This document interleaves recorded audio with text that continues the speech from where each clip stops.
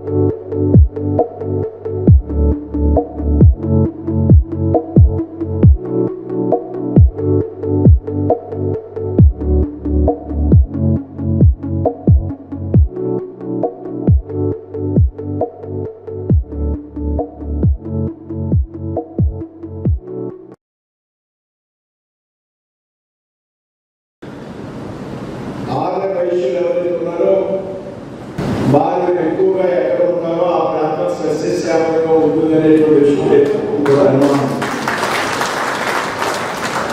ఎందుకంటే నిరంతరం కూడా ఆర్య వైశ్యులు తామే కాకుండా చుట్టుపక్కల ఉన్నటువంటి సమాజం సంతృప్తికరంగా ఉండాలి అనేటువంటి ఒక ఆలోచనతో ఉన్నాం. అదేవిధంగా సాధు స్వభావం కలిగి వివాదాలకు దూరంగా ఉంది. సమాజంలో ఉన్నటువంటి అన్ని గుణాలను కూడా కలుపు వెళ్ళేటటువంటి గుణం ఉన్నటువంటి ఏకైక కులం ఆదివాసీ కులం అనేటువంటి విషయంలో సమాజంలో అభివృద్ధి కార్యక్రమాలు కానీ ఏదైతే విత్తనం విషయంలో, దాతృత్వాల విషయంలో భగవంతుడు మనకి ఇచ్చినటువంటి సంపదలో ఎంతో కొంత సమాజానికి ఖర్చు పెట్టాలనేటువంటి ఆలోచన ఉన్నటువంటి సమాజం కూడా ఆదివాసీ సమాజం అంటే మాత్రం కూడా అనమాట వివాదాలకు దూరంగా ఉంది. అందరినీ కలిగిపోయేటువంటి సమాజం ఆదివాసీ సమాజం. వేలంతమంది ఇంత పెద్ద ఎత్తున ఇక్కడ సమావేశం ఏర్పాటు చేసి మమ్మల్ని అభినందించడం అనేది చాలా ఆనందంగా ఉంది.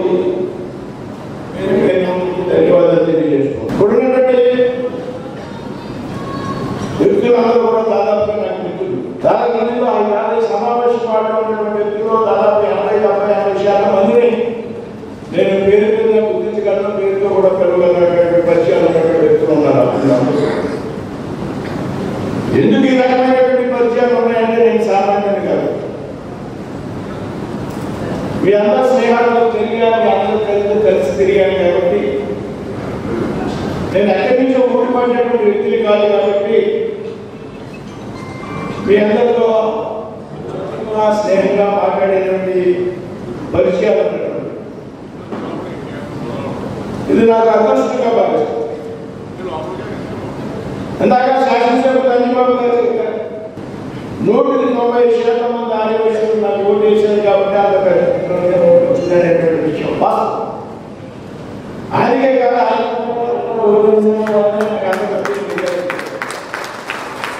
కాబట్టి ఈ విధంగా అన్ని కులాలతో కలిసి మమ్మల్ని కలిసి పనిచేసేటువంటి స్వభావం ఉన్నటువంటి అందరినీ సమానంగా ఆహ్వానించేటువంటి వ్యక్తి. ఆదివాసీ కమ్యూనిటీ రెండో వారంలో కూడా నేను చెప్తాను. నేను గతంలో 2-3 మీటింగ్లో చెప్పాను. ఇంకా కూడా ఆదివాసం అందరూ ఉన్నారు కాబట్టి మళ్ళీ 100 మందికి గుర్తు చేస్తాను. కఠినమైనటువంటి సందర్భాల్లో కఠినమైనటువంటి నిర్ణయాలు తీసుకుని త్యాగాలు చేసేటువంటి కమ్యూనిటీ కూడా ఆదివాసీ కమ్యూనిటీ అనేటువంటి తల్లి భారత వర్తమాన బ్రిటిష్ వారి ప్రబంధ హస్తాల నుండి విముక్తి కలిగించి దేశానికి స్వరాజ్యం సాధించినటువంటి వ్యక్తి మహాత్మా గాంధీ ఒక ఆదివాసీ. అదేవిధంగా ఆంధ్రప్రదేశ్ రాష్ట్రాన్ని అవతలకు ఆత్మత్యాగం చేసినటువంటి వ్యక్తి కొద్ది శ్రీరాములు గారు ఒక ఆదివాసీ. ఈ రాష్ట్రంలో రాజకీయ ఇష్యూ మీద ఏర్పడినప్పుడు ముఖ్యమంత్రిగా ఉన్నప్పుడు వ్యక్తి ఆకస్మికంగా చనిపోయినప్పుడు ఈ రాష్ట్రాన్ని గాడిలో పెట్టినటువంటి వ్యక్తి, అది ఏ పార్టీకి చెందినటువంటి వ్యక్తి అయినా, ఆర్థిక మంత్రిగా పనిచేసినటువంటి రోషయ్య గారు ముఖ్యమంత్రిగా ఉండి ఈ రాష్ట్రాన్ని గాడిలో పెట్టినటువంటి.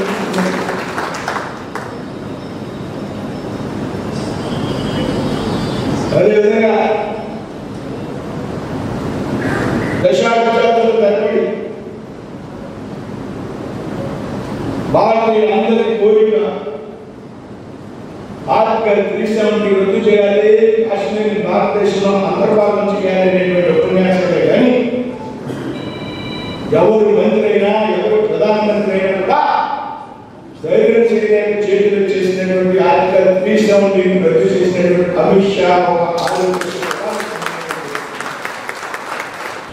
మరి దేశం కోసం, దేశాన్ని రక్షించుకోవడం కోసం, రాష్ట్రాన్ని రక్షించుకోవడం కోసం ఇంత కఠినమైనటువంటి నిర్ణయాలు తీసుకుని కఠినమైనటువంటి సరైనటువంటి సమయంలో సరైనటువంటి నిర్ణయాలు తీసుకునేటువంటి వ్యక్తులు కూడా కమ్యూనిటీ కూడా రాష్ట్రంలో కేరళలో ఆదివాసీలైనటువంటి సంగతి మనం అనుభవించుకోవడం.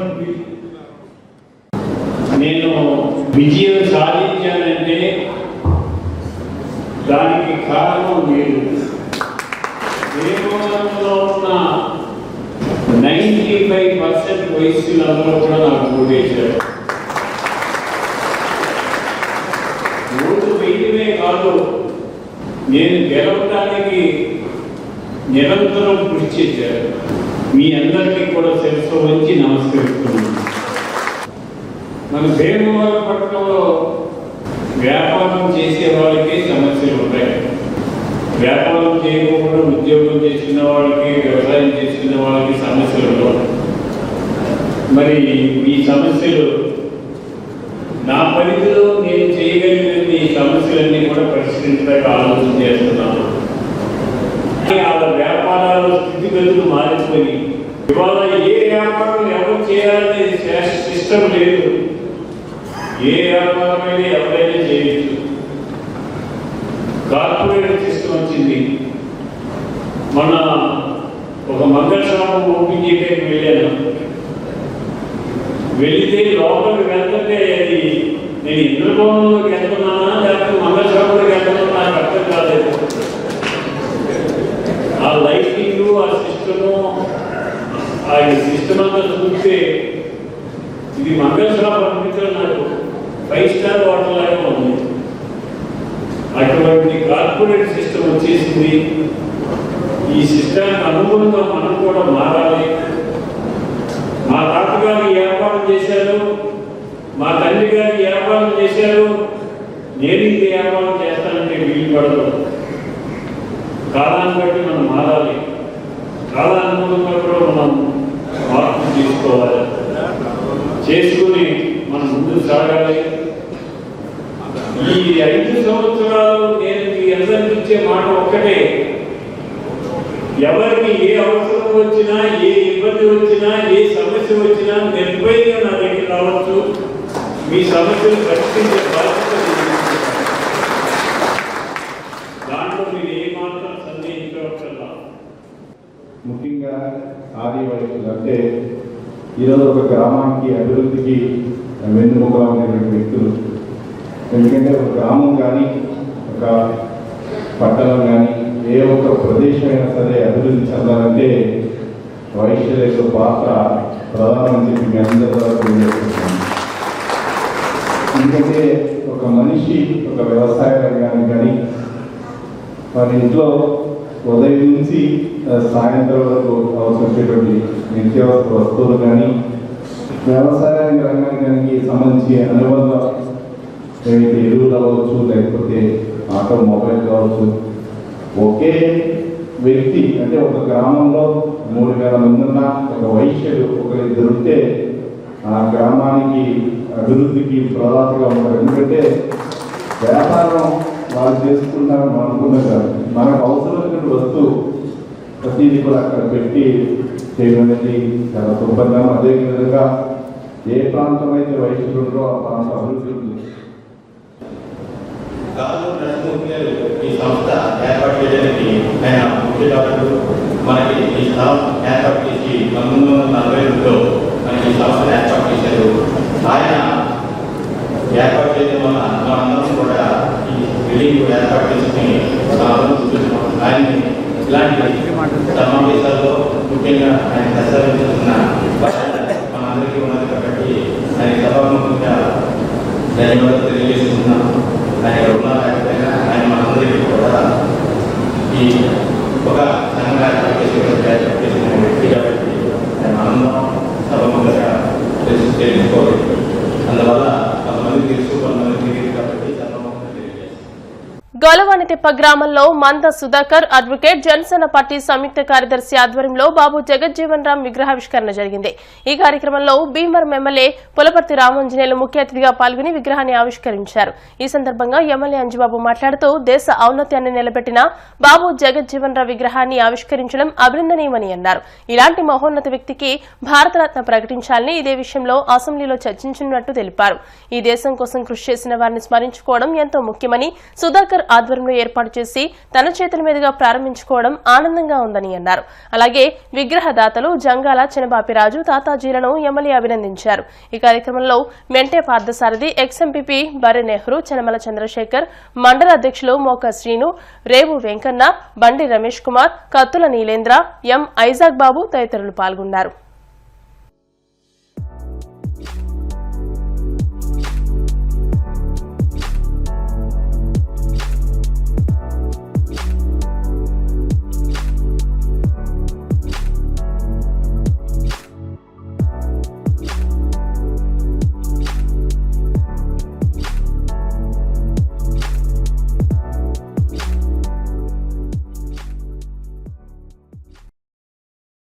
ఈరోజు గొలవంతిప్ప గ్రామంలో ఎంఆర్పి ఆధ్వర్యంలో స్వతంత్ర సమర యోధుడు, ఉప ప్రధాని, భారతదేశం కోసం నిరంతరం కృషి చేసిన మహోన్నత వ్యక్తి బాబు జగజ్జీవన్ రామ్ గారి విగ్రహావిష్కరణ చేయడం చాలా సంతోషకరం. ఇందాక దళిత నాయకులు చెప్పారు, వారు ఎంత సేవ చేసినా ఈ దేశానికి గుర్తించలేదని. ఇది గుర్తించడం కాదు, ఖచ్చితంగా గుర్తించారు. ఉప ప్రధాని ఇచ్చారు. దేశానికి గౌరవం తెచ్చిన ప్రతి ఒక్కరికి విలువనివ్వడం భారత రాజ్యాంగంలో రాసింది. ఆ రాజ్యాంగ నిబంధనల ప్రకారం బాబు జగజ్జీవన్ రామ్ గారికి చాలా ఉన్నత స్థానం ఇచ్చారు. కాకపోతే వారు కోరింది ఒకటి, దానికి నేను సపోర్ట్ చేస్తున్నాను. వారికి భారత రత్న ఖచ్చితంగా ఇవ్వాలి. రేపు జరిగే అసెంబ్లీ జరిగేటప్పుడు అసెంబ్లీలో నేను కూడా మాట్లాడి బాబు జగజ్జీవనరావు గారికి భారతరత్న ఇవ్వాలని చెప్పి నేను కూడా తెలియజేస్తున్నాను. వారు మా చిన్నతనంలో భీమవరం వచ్చారు. బాబు జగజ్జీవనరావు గారు భీమవరం మీటర్ గేజ్ నుంచి బ్రాడ్ గేజ్ చేసేటప్పుడు భీమవరం ఫస్ట్ మీటర్ గేజే, బ్రాడ్ గేజ్ లేదు. బ్రాడ్ గేజ్ చేసినప్పుడు ఓపెన్ చేయడానికి బాబు జగజ్జీవనరావు గారు వచ్చారు. వారి పేరు ఇప్పుడు రైల్వే స్టేషన్లో వారి పేరు ఉంటుంది. ఈ రాష్ట్రం కోసం, ఈ దేశం కోసం నిలబడిన వ్యక్తి గుర్తించడం మన ధర్మం. ఆ ధర్మాన్ని పాటించి ఈరోజు గొల్వంతిప్పలో బాబు జగజ్జీవనరావు గారి విగ్రహం పెట్టినందుకు ఎంఆర్పి వారు అందరికీ కూడా మనస్ఫూర్తిగా అభినందనలు తెలియజేస్తున్నాను. రాగల రోజుల్లో ఖచ్చితంగా వారికి భారతరత్న రావటానికి ఒక శాసనసభ్యుడిగా నేను కృషి చేస్తానని చెప్పి తెలియజేస్తూ, ఈరోజు నాకు ఒక మహోన్నత వ్యక్తి విగ్రహాన్ని ప్రారంభించే అవకాశం కల్పించిన ఎంఆర్పి సోదరులందరికీ కూడా అభినందనలు తెలియజేస్తూ సెలవు తీసుకున్నాను. బాబు జగజ్జీవనరావు గారు ఒక సామాన్య దళిత కుటుంబంలో ఆయన జన్మించడం, ఆయన భారతదేశ స్వాతంత్ర ఉద్యమంలో ప్రధాన భూమిక వహించినటువంటి మహానాయకుడు బాబు జగజ్జీవనరావు గారు. బాబు జగజ్జీవనరావు గారు మొదట మన నెహ్రూ గారి క్యాబినెట్లో కూడా మంత్రిగా పనిచేయడం, అలాగే ఇందిరాగాంధీ గారి టైంలో కూడా ఆయన మంత్రిగా, రక్షణ శాఖ మంత్రిగా, అనేక పదవులు నిర్వహించినటువంటి మహోన్నతమైన వ్యక్తి. ఒకనాడు ఈ దేశంలో మూతికంతా మొలగ తాట కట్టుకుని ఊరికి చివర దుర్భరమైన జీవితం గడిపినటువంటి దళితుల్లో ఈ మాదిగ జాతిలో పుట్టినటువంటి ఒక వ్యక్తి విగ్రహం ఎక్కడో మన రాష్ట్రం కాదు, ఎక్కడో బీహార్ రాష్ట్రంలో పుట్టినటువంటి ఓ మారుమూర గ్రామంలో పుట్టినటువంటి గొప్ప నాయకుడి విగ్రహం ఈ గ్రామంలో పెట్టారంటే ఆయన విగ్రహం ఇక్కడ పెట్టడానికి ఈ దేశం కోసం ఆయన ఎంతో త్యాగం చేశాడు. మొట్టమొదటిగా ఆయన త్యాగ ఫలితంగానే ఎంతోమంది మహనీయులు మరి ఆయన స్ఫూర్తితో ఈనాటి వరకు పోరాటం చేసి గ్రామాన బాబు జగజ్జీవనరావు గారి సేవలు విస్తరింపజేసి తెలియపరిచి ఉద్యమాలు చేసి ఈ రోజున మరి బాబు జగజ్జీవనరావు గారి విగ్రహాన్ని ఇక్కడ ఏర్పాటు చేశారంటే ఈ గొల్లవంతిప్ప గ్రామంలో ఉండబడేటువంటి అరుంధతి యూత్ అందరికీ ప్రత్యేకమైనటువంటి ధన్యవాదాలు తెలియజేస్తా ఉన్నాను. ఈ రాజ్యాంగబద్ధంగా రావాల్సినటువంటి హక్కులన్నింటినీ కూడా సాధించే విధంగా పోరాటం చేసి మరి 30 సంవత్సరాలు క్యాబినెట్లో పనిచేయడం మామూలు విషయం కాదు. అటువంటి వ్యక్తిని, మహోన్నత వ్యక్తిని ఈరోజు మన గొల్లవంతిప్ప గ్రామంలో మరి మన సుధాకర్, ఎందుకంటే ఫస్ట్ నుంచి కూడా చెప్పేవాడు నాకు ఎప్పటి నుంచో కంపల్సరీ విగ్రహం పూర్తి చేయాలన్నగారు. మరి స్థానికంగా నాకు కొంచెం సహకారం అందించినప్పటికీ కూడా మిగతా సహకారాలు కూడా మీ ద్వారా అందించాలన్నప్పుడు మంచి కార్యక్రమం చేస్తున్నాం. ఇటువంటి మరి ఉద్యమకారుల్ని, పోరాట వీరుల్ని మనం అందరం కూడా మరి గుర్తించుకోవాలి. భావి తరాలకి మన విషయాలన్నీ కూడా తెలియాలంటే ఇటువంటి విగ్రహావిష్కరణలు మనకు జరుపుకోవాలని చెప్పేసి. పశ్చిమ గోదావరి జిల్లా హెడ్ క్వార్టర్ అయిన భీమవరం నుండి కలెక్టరేట్ ను వేరే నియోజకవర్గానికి తరలించడానికి ప్రయత్నిస్తే ప్రజల తరపున ప్రజలతో కలిసి పోరాటం చేయడానికి సిద్దంగా ఉన్నామని శాసనమండలి చైర్మన్ కొయ్యే మోషన్ రాజు హెచ్చరించారు. జిల్లాల పునర్విభజనలో భాగంగా పశ్చిమ గోదావరి జిల్లా నూతనంగా ఏర్పడడంతో జగన్మోహన్ రెడ్డిపై ఒత్తిడి తీసుకువచ్చి ఆనాటి శాసనసభ్యులు తాను కలిసి భీమవరాన్ని జిల్లా కేంద్రంగా ఏర్పాటు చేయడం జరిగిందని అన్నారు. జిల్లాలో ఉన్న 19 మండలాలకు భీమవరం జిల్లా కేంద్రం దగ్గరగా ఉందన్నారు. అయితే ఈ నెల 24వ తేదీన కొంతమంది జిల్లా అధికారులు కాళ్ల మండలంలో కలెక్టరేట్ భవనాలు నిర్మించడానికి స్థలాన్ని పరిశీలించినట్టు తెలిసిందన్నారు. భీమవరంలో ప్రస్తుతం ఉన్న కలెక్టరేట్ ను భీమవరంలోని వేరే చోటుకు తరలిస్తే ప్రజలకు తమకు ఎలాంటి అభ్యంతరం లేదని, అలా కాకుండా వేరే నియోజకవర్గానికి తరలించడానికి ప్రయత్నిస్తే మాత్రం ప్రజల తరపున ప్రజలతో కలిసి పోరాటం చేయడానికి వెనుకాడేది లేదని హెచ్చరించారు. భీమవరం శాసనసభ్యులు నరసాపురం ఎంపీ కేంద్ర మంత్రి ఈ విషయంపై తక్షణమే క్లారిటీ ఇవ్వాలని శాసనమండలి చైర్మన్ కొయ్యే మోషన్ రాజు కోరారు. మిత్రులందరికీ నమస్కారం. గత రాష్ట్రం విడిపోయిన తర్వాత ఈ యొక్క 13 జిల్లాలని పరిపాలనా సౌలభ్యం కోసం గత ప్రభుత్వం 26 జిల్లాలని చేస్తూ ఒక గెజెట్ విడుదల చేయడం జరిగింది. దానిలో GOMS number 182 revenue department April 2వ తారీఖున 2022 సంవత్సరంలో ఒక గజెట్ విడుదల చేస్తూ 26 జిల్లాలు చేస్తూ దానికి ఒక హెడ్ క్వార్టర్స్ని కూడా నిర్ణయించడం జరిగింది. దానిలో భాగంగా పశ్చిమ గోదావరి జిల్లా అనేటటువంటి ఉమ్మడి జిల్లాని 2 జిల్లాలుగా అంటే 3 జిల్లాల్లో దాన్ని బైఫికేషన్ చేయడం జరిగింది. ఏలూరు జిల్లా, అలాగే భీమవరం జిల్లా, రాజమండ్రి జిల్లాకు సంబంధించి కొన్ని నియోజకవర్గాల్లో కొన్ని మండలాలని విభజించడం జరిగింది.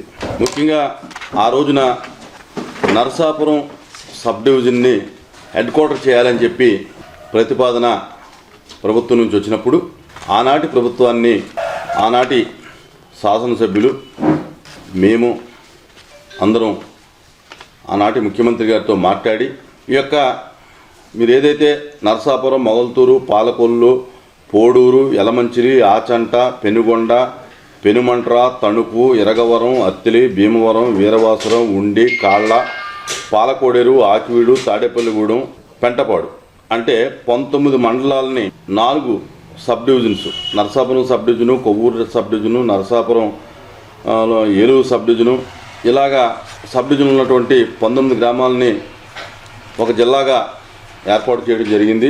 ఈ అన్నిటికీ నరసాపురం హెడ్ క్వార్టర్ అయితే కనుక జిల్లాకి ఒక పక్కగా ఉంటుంది.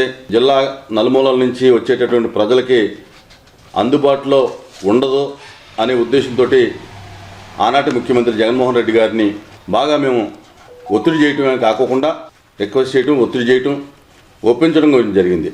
దానిలో ఆనాటి శాసనసభ్యులు నేను కూడా తీవ్రంగా ప్రయత్నం చేసి ఆ యొక్క హెడ్ క్వార్టర్ని భీమవరం చేయడం జరిగింది. దానికి అనుగుణంగానే ఈ యొక్క GOMS నెంబరు 182 రెవెన్యూ డిపార్ట్మెంటు దాన్ని ఒప్పుకుని ఆ యొక్క జీవోలో భీమవరం హెడ్ క్వార్టర్గా నిర్ణయించడం జరిగింది. జిల్లా హెడ్ క్వార్టర్ ఉండవలసినటువంటి అన్ని సకల సౌకర్యాలు ఇక్కడ ఉన్నాయనే ఉద్దేశంతో ఆ రోజున ఆ ప్రయత్నం చేయడం జరిగింది. ఈ రోజున ఈ జీవో రద్దు చేసినా లేకపోతే స్థలం మార్చినా మాకు పెద్దగా అభ్యంతరం ఉండదు. కానీ ఈ యొక్క హెడ్ క్వార్టర్ని మార్చి వేరే ప్రాంతానికి, వేరే నియోజకవర్గానికి తీసుకెళ్తే కనుక దీని మీద తీవ్రమైనటువంటి అభ్యంతరాన్ని వ్యక్తపరుస్తా ఉన్నాం. నా వ్యక్తిగతంగా అభ్యంతరం ఉంది. అలాగే ఈ భీమవరం ప్రజలందరికీ కూడా, ఈ నియోజకవర్గ ప్రజలందరికీ కూడా అభ్యంతరం ఉందని చెప్పి నేను తెలియజేసుకుంటా ఉన్నాను. కనుక అది మరి స్థానిక శాసనసభ్యులు కానీ లేకపోతే ఇక్కడ కేంద్ర మంత్రిగా ఉన్నటువంటి కేంద్ర మంత్రులు వర్యులు కూడా ప్రజలకి ఇది కొంచెం క్లారిటీ ఇవ్వాల్సినటువంటి అవసరం ఉంది. ఏం చేతంటే ప్రజలకి చాలా అనుమానాలు ఉన్నాయి, తీవ్రంగా కలత చెందుతూ ఉన్నారు. భీమవరం పట్టణం నుంచి ఈ యొక్క హెడ్ క్వార్టర్ వెళ్ళిపోతే ఏంటి ఆ పరిస్థితి అని. కనుక ప్రభుత్వానికి కూడా నేను ముఖ్యమంత్రి చంద్రబాబు నాయుడు గారికి కానీ లేకపోతే ప్రస్తుతం ఇక్కడ ఉన్నటువంటి శాసనసభ్యులు, కేంద్ర మంత్రి వర్యులు కూడా నా విజ్ఞప్తి ఏంటంటే ఎట్టి పరిస్థితులను కూడా భీమవరాన్ని జిల్లా కేంద్రంగా ఉంచాలి అనేటటువంటిది మా ఆలోచన, అందరి ఆకాంక్ష. కనుక ఎట్టి పరిస్థితులను కూడా దీన్ని మార్చడానికి మేము ఒప్పుకోమని చెప్పి కూడా నేను తెలియజేసుకుంటున్నాను. ఒకవేళ ప్రభుత్వం కనుక అటువంటి దుందుడుకు చర్యలు చేసి భీమవరం పట్టణం నుంచి కనుక ఆ యొక్క హెడ్ క్వార్టర్ను తరలించినట్టయితే కనుక దాన్ని మేము కాపాడుకోవడానికి ప్రజల యొక్క మద్దతుతోటి ఖచ్చితమైనటువంటి ఆలోచన చేస్తాం. ఈ భీమవరం పట్టణం యొక్క హెడ్ క్వార్టర్ని, జిల్లా హెడ్ క్వార్టర్ని మార్చకుండా ఉండటానికి, దీన్ని కాపాడుకోవటానికి మాకు ఎన్ని అవకాశాలు ఉన్నాయో అన్ని అవకాశాలను కూడా మేము వాడుకుంటామని చెప్పి ఈ సందర్భంగా నేను తెలియజేసుకుంటున్నాను. ఈ ప్రెస్ మీట్ ద్వారా, ఈ పత్రిక, ఈ యొక్క ప్రింట్ మీడియా, ఎలక్ట్రానిక్ మీడియా ద్వారా ప్రభుత్వానికి నేను నా విజ్ఞప్తి ఏంటంటే ఎట్టి పరిస్థితుల్లోనూ కూడా భీమవరం యొక్క హెడ్ క్వార్టర్ని మార్చొద్దని చెప్పి మనం చేసుకుంటా ఉన్నాను. కనుక ఖచ్చితంగా ప్రజలందరూ అవేర్నెస్ గా ఉండాలి. ఖచ్చితంగా అన్ని రాజకీయ పార్టీలు దీని మీద ఆలోచన కలిగి ఉండాలి. అలాగే ప్రజా సంఘాలు ఆలోచన కలిగి ఉండాలి. ప్రజాప్రతినిధులందరూ కూడా ఆలోచన కలిగి ఉండాలి. అలాగే ప్రజలు మరి దీని మీద ఒక డిస్కస్ చేసి ఒక వినతి పత్రాల ద్వారా మరి దీన్ని అడ్డుకోవాలని చెప్పి కూడా నేను మనవి చేసుకుంటా ఉన్నాను. కనుక మాకు చేతనైనంత వరకు దీన్ని కాపాడుకోవటానికి ప్రయత్నం చేస్తామని చెప్పి మరొకసారికి ప్రభుత్వానికి, చంద్రబాబు నాయుడు గారికి ఈ యొక్క ఎట్టి పరిస్థితులను కూడా ఈ యొక్క హెడ్ క్వార్టర్ని మార్చొద్దని చెప్పి తెలియజేసుకుంటున్నా. రాజ్యాంగ నిర్మాత డాక్టర్ బిఆర్ అంబేద్కర్ రాజ్యాంగాన్ని కొన్ని వర్గాల కోసం రచించలేదని, దేశం కోసం, దేశంలో అన్ని వర్గాల ఐక్యత కోసం రాజ్యాంగాన్ని రచించారని ప్రభుత్వ మాజీ విప్, మాజీ ఎమ్మెల్యే గ్రంథి శ్రీనివాస్ అన్నారు. పశ్చిమ గోదావరి జిల్లా భీమవరంలోని 38వ వార్డులో వార్డు మాజీ కౌన్సిలర్ పిల్లి ముసలయ్య ఆధ్వర్యంలో ఏర్పాటు చేసిన డాక్టర్ బిఆర్ అంబేద్కర్ విగ్రహాన్ని మాజీ ఎమ్మెల్యే గ్రంథి శ్రీనివాస్ ఆవిష్కరించి మాట్లాడారు. దేశంలో సమానత్వం ఉండడానికి, అనేక వర్గాలు, మతాలు, సంస్కృతులు ఐక్యమత్యంతో ఉండడానికి డాక్టర్ బిఆర్ అంబేద్కర్ రాజ్యాంగాన్ని రచించారని పేర్కొన్నారు. మనందరినీ ఒక దండగా మార్చి భారతమాత మెడలో దండ వేయించిన రాజ్యాంగ నిర్మాత డాక్టర్ బిఆర్ అంబేద్కర్ ప్రతి ఒక్కరికి ఆదర్శప్రాయుడని వెల్లడించారు. డిఆర్డీఏ పీడీ రాపాకుల విజయరాజు మాట్లాడుతూ డాక్టర్ బిఆర్ అంబేద్కర్ ప్రపంచ జ్ఞాని కాబట్టి విజయవాడలో 128 అడుగుల భారీ విగ్రహాన్ని ఏర్పాటు చేస్తారని గుర్తు చేశారు. ఈ కార్యక్రమంలో ఆకివీడి MPDO Srikar, Kolli Prasad, Kona Joseph, Saripalli Koteswararao, Birudugadda Suman, Chinnababu, Gopi, Shyam, R Challarao, Potnuri Srinivasarao, Rambabu, Siddi Chiranjeevi, Mungara Yesu, Ketar Ramu తదితరులు పాల్గొన్నారు. మళ్ళీ కొత్త నూతన విగ్రహం పునఃప్రతిష్ఠ చేయడం చాలా సంతోషించదగ్గ విషయం. ఆయన మనస్ఫూర్తిగా అభినందిస్తున్నా, కమిటీ సభ్యులను కూడా అభినందిస్తున్నా. నిజంగా ఏమనుకుంటామంటే కొన్ని వర్గాల కోసం ఆయన ఈ రాజ్యాంగాన్ని రచించారు అని అనుకుంటున్నాం, కానీ ఈ దేశం కోసం, ఈ దేశం ఐకమత్యంగా ఉండడం కోసం, ఈ దేశ ప్రజల మధ్యన సమానత్వం సాధించడం కోసం, ఈ దేశంలో అనేక వర్గాలు, అనేక మతాలు, అనేక కులాలు, అనేక ప్రాంతాలు, అనేక భాషలు, అనేక సంస్కృతుల మధ్యన ఈ దేశాన్ని అంతటినీ కూడా ఒక్కటిగా ఉంచడానికి అన్ని కులాలని, అన్ని మతాలని, అన్ని భాషల్ని, అన్ని ప్రాంతాలని, అనేక సంస్కృతుల వాళ్ళని వాళ్ళందరినీ కూడా భరతమాతకి సమర్పించిన పూలహారంలో ఒక పువ్వుగా వాళ్ళందరినీ ఉంచాలని చెప్పి రాజ్యాంగాన్ని రచించారు ఆయన. మన అందరినీ కూడా ఒక దండగా మార్చి భరతమాత మెడలో వేయడానికి, ఆమెని గౌరవించడానికి, ఆ మాతకి ఎప్పుడు కూడా బలంగా, ధైర్యంగా ఎంతో మందికి మరి అవకాశాలు కల్పించడానికి, ప్రపంచాన్ని ఆడడానికి భారతీయుడు మరి భారత రాజ్యాంగం ద్వారా ఒక సమానత్వం అనే గొప్ప మానవహారాన్ని మరి అంబేద్కర్ గారు భరతమాత మెడలో అలంకరించడం జరిగింది. మనం చూసుకుంటే కనుక 90వ దశకంలో అభివృద్ధి చెందుతున్న దేశాల్లో ఉన్నాం మనం. ఇప్పుడు మన దేశం అగ్ర రాజ్యాలతో పోటీ పడే విధంగా చాలా విషయాల్లో 3వ స్థానంలోనో, 4వ స్థానంలోనో, లేదా 5వ స్థానంలోనో ఉన్నామని చెప్పుకుంటున్నామంటే మన ప్రజల మధ్యన ఉన్న ఐకమత్యం, అలాగే అంబేద్కర్ గారు వేసిన మార్గం ఏదైతే సమాజం, సమాన హక్కులు అనే దిశగా మనం అందరం ప్రయాణించడం వల్లే మన దేశం ఇలా అభివృద్ధి చెందుతుంది. మన కమ్యూనిటీ హాల్ దగ్గర మరి అంబేద్కర్ విగ్రహాన్ని ప్రతిష్ఠించాలని, పునఃప్రతిష్ఠించాలని ముఖ్య ఉద్దేశంతోనే అంబేద్కర్ వాదులంగా మమ్మల్ని ఈ రోజున పిలవడం జరిగింది. అంబేద్కర్ అనేది మామూలు విషయం కాదు. ఈ రోజున అంబేద్కర్ లేకపోతే నేను ఇలా ఇన్సెక్ట్ చేసేవాడిని కాదు, ఇలా కుర్చీలో కూర్చునేవాడిని కాదు, మీ అందరి ముందు మైక్ పట్టి మాట్లాడేవాడిని కాదు. ఇదంతా కూడా ఆ రోజున అంబేద్కర్ గారు తన నలుగురు కుమారులు కూడా మరి చనిపోయినా కానీ మరి ఆయన నాకు రాజ్యాంగం ముఖ్యమని ఆయన మరి ఎంతో దీక్షతో ఆ రోజుని రాజ్యాంగాన్ని 2 సంవత్సరాల 8 నెలల 16 రోజులు రాజ్యాంగాన్ని రాసి మన ఈ రాజ్యాంగంలో మరి మనకు బాట వేసిన మహానుభావుడు అంబేద్కర్ గారు. మరి ఈ రోజున అంబేద్కర్ యొక్క పేరు తలవని మనిషి లేరు, పేరు తలవని రాష్ట్రం లేదు, ఆయన పేరు తలవని దేశము లేదు. కారణం ఆయన ఈ దేశానికే కాకుండా ప్రపంచ మానవాళికి ఆయన చేసినటువంటి సేవ, ఆయన ఇచ్చినటువంటి విజ్ఞానం, ఆయన చూపినటువంటి మార్గనిర్దేశకం. మరి ఒకరోజు లేట్ అయినప్పటికీ కూడా ఈ రోజున ప్రపంచంలో ఎన్ని యూనివర్సిటీలు ఉన్నాయో అన్ని యూనివర్సిటీలను అంబేద్కర్ పేరు మీద ఒక ప్రత్యేకమైన శాఖలను ఏర్పాటు చేయడం, ఈ రోజున అంబేద్కర్ గారి యొక్క గొప్పతనం గురించి, వారు చేసినటువంటి ప్రపంచ సేవ గురించి కొనియాడుతున్నారంటే మరి ఆయన యొక్క ఔన్నత్యం మనకి తెలుస్తుంది. విగ్రహం చూస్తుంటే బహుశా ఈ విగ్రహం ఎన్నో విగ్రహం అయి ఉంటుంది దేశంలో. ఒక 15 సంవత్సరాల క్రితం 40 మంది స్కాలర్స్ ప్రపంచం అంతా సర్వే కోసం స్టార్ట్ చేశారు. ఇదంతా రోజులో జరిగిందే, మనం గూగుల్లో చూసినా తెలుసు. 40 స్కాలర్స్ 2 years నాన్ స్టాప్గా వర్క్ చేశారు. ఎన్ని ఉంటాయి అంబేద్కర్ విగ్రహాలు. 2 సంవత్సరాల తర్వాత వాళ్ళు ఏం రిపోర్ట్ ఇచ్చారంటే ఫైనల్గా ఇది చాలా కష్టం, చేయలేము, మనం లెక్క పెట్టలేము. ఎందుకంటే ఒక చోట మనం లెక్క పెట్టిన లోపే రేపు ఇంకెవరో ఇంకో విగ్రహం పెట్టేస్తున్నారు. సో అది కంటిన్యూగా జరుగుతుంది. కాబట్టి ఇప్పటికి మేము లెక్క పెట్టి 2,40,000 విగ్రహాలు ఉన్నాయి భారతదేశంలో. మరి ఒకవేళ మళ్ళీ రేపటి నుంచి స్టార్ట్ చేయాలంటే రీసెర్చ్ మళ్ళీ స్టార్ట్ చేయాలి తప్ప ఇన్ని విగ్రహాలు ఉన్నాయి భారతదేశంలో అంబేద్కర్ అన్నది ఎప్పటికీ చెప్పలేమన్నారు. దానికి ఎగ్జాంపులే ఈ విగ్రహం.